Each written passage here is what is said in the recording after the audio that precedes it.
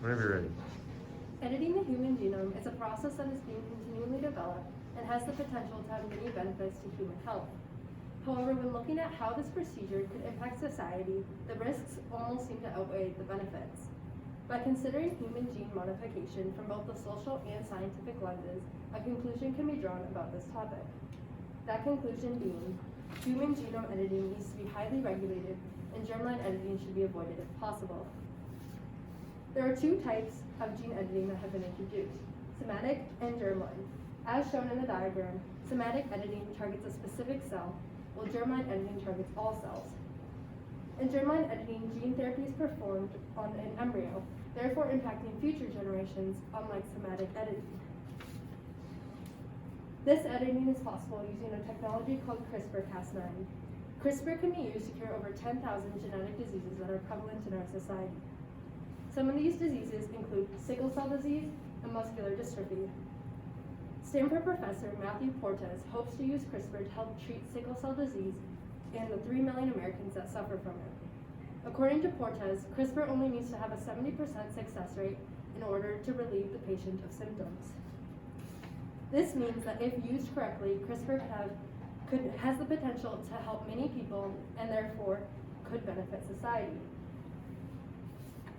Based on these benefits, CRISPR seems like a great choice to introduce to society, but unfortunately there's a more dangerous side to CRISPR.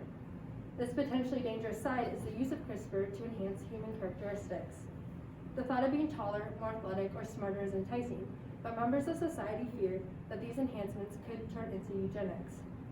Anxiety about this topic was heightened in 2015 when Chinese scientists created the first edited human embryo using CRISPR. The embryos weren't viable, but the possibility of being able to pick the traits in one's offspring still spiked fear of what could become of CRISPR. Eugenics was first introduced by Francis Galton in 1904.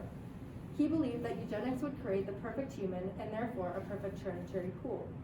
Eugenics creates very little diversity and therefore doesn't allow society to flourish. Because of changes in environment, genetic diversity is important for generations to survive. Because of these facts, it isn't logical to edit the human phenotype and risk eugenics as well as a fearful society. According to Lauren Gurton of the Worcester Polytechnic Institute, disapproval of CRISPR was expressed by the public.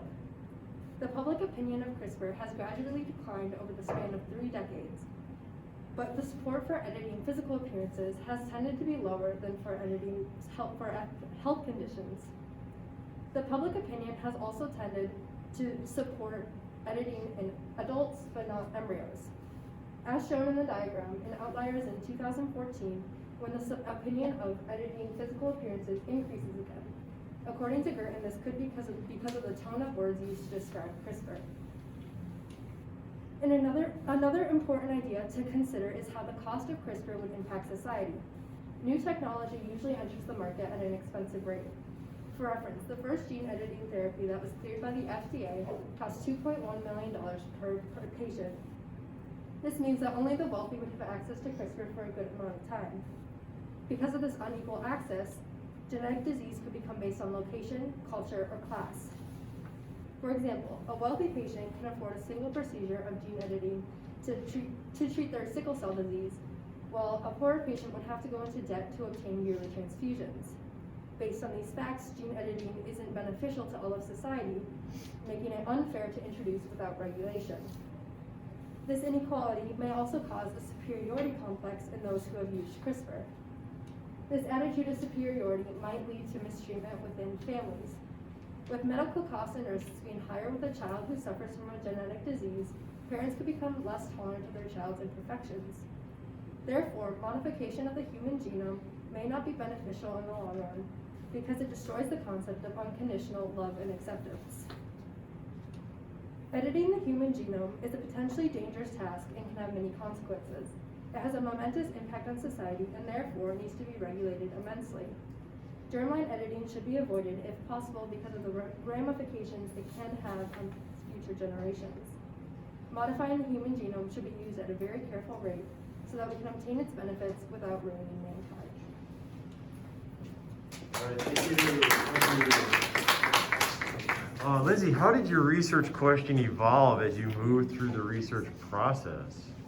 Originally, I started with a more simple question of, like, yeah, it has a lot of benefits to science and human health, but then as I started researching how it impacts society, I realized that it's a lot more complex than I originally realized, and so that my conclusion became less of a yes or no and more of a yes but answer.